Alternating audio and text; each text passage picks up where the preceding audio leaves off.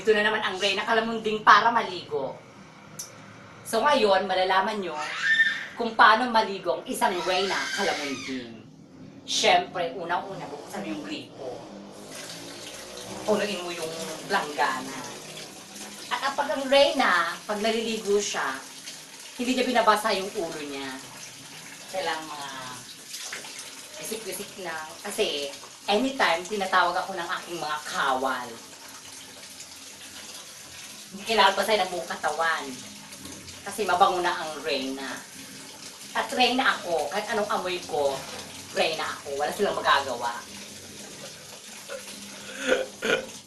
Ang Diyosa.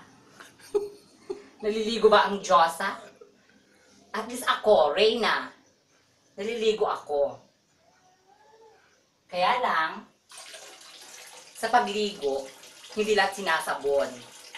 Pula siya, pisik-pisik lang. Ganyan. Tapos, pupunas ka rin. At ang usual na pinupunas ko ay hindi yung mga towel talaga. Panty. Ayan. Diba? O. After nyan, fresh na ang Reyna. Pwede na tawagin ng kawal. Pwede na pumunta kung saan man kami dapat pumunta. Ganyan, kabilis maligo ang isang Reyna. Ikaw, ganyan ka ba maligo?